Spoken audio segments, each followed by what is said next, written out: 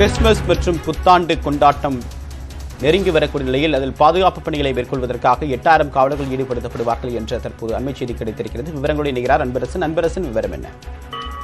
தேவப்பிரியன், வருகின்ற 25ஆம் தேதி கிறிஸ்துமஸ் பண்டிகையொட்டி சென்னை முழுவதும் 8000 போலீசார் பாதுகாப்பு போடப்பட்டிருக்கிறது. குறிப்பாக சென்னையில் இருக்கக்கூடிய 350 தேவாலயங்களுக்கும் சுழற்சி முறையில் போலீசார் பாதுகாப்பு பணியில் ஈடுபடுத்தப்படுவார் என சென்னை காவல் ஆணையர் சந்தீப் ராய் ரத்தோர் அவர்கள் உத்தரவிட்டிருக்கிறார். குறிப்பாக கடந்த 24ஆம் தேதியிலிருந்து மக்கள் சிறப்பு பிரார்த்தனையில் ஈடுபட்டு வருவதால் அது முதலே 24ஆம் தேதி இரவு முதலே சென்னையில் இருக்கக்கூடிய 350 தேவாலயங்களில் மொத்தமாக 8000 போலீசார் பாதுகாப்பு போடப்பட்டதாக சென்னை காவல் ஆணையர் சந்தீப் ராய் ரத்தோர் அவர்கள் உத்தரவிட்டிருக்கிறார். குறிப்பாக மயிலாப்பூர் சாந்தோம் தேவாலயம், பெசன்ட் நகர் வேளாங்கண்ணி தேவாலயம், பாரிமுனை அந்தோரியா தேவாலயம், அண்ணா சாலை புனித ஜார்ஜ் தேவாலயம், சைதாப்பேட்டை சின்னமலை தேவாலயம் உள்ளிட்ட பொதுமக்கள் அதிக அளவு கூடும் தேவாலயங்களுக்கு கூடுதலாக சட்டம் ஒழுங்கு போலீசார், அதே போன்று குற்றப்பிரிவு மற்றும் போக்குவரத்து போலீசார் பாதுகாப்பு போடப்பட்டிருப்பதாகவும் சென்னை காவல்துறை தெரிவித்திருக்கிறது. அதே போன்று பொதுமக்கள் அதிக அளவில் கூடும் தேவாலயங்களின் அருகில் காவல் குழுவினர் மூலம் ஒலிபெருக்கி மூலம் தொடர்ச்சியாகவே விழிப்புணர்வு ஏற்படுத்தவும்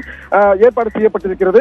சட்டம் ஒழுங்கு, குற்றப்பிரிவு, போக்குவரத்து, அனைத்து மகளிர் காவல் நிலையம், சிறப்பு பிரிவுகள் மற்றும் காவல் குழுவினர் தொடர்ந்து ரோந்து பணியில் சுற்றி வரவும், அதே போன்று கூட்ட நெரிசலை பயன்படுத்தி குற்ற நபர்கள் பிக் பாக்கெட் உள்ளிட்ட குற்ற சம்பவங்கள் ஈடுபடாமல் இருப்பதற்காகவும் தொடர் கண்காணிப்பு பணியில் ஈடுபட்டு வருவதாகவும் சென்னை காவல்துறை தெரிவித்திருக்கிறது. அதே போல பொதுமக்கள் பாதுகாப்பு கருதி ட்ரோன் மற்றும் ANPR கேமராக்கள் மூலம் தொடர்ச்சியாகவே அவர்கள் கண்காணிக்கப்பட்டு குற்ற சம்பவங்கள் தடுக்கப்படும் எனவும் சென்னை காவல்துறை தெரிவித்திருக்கிறது.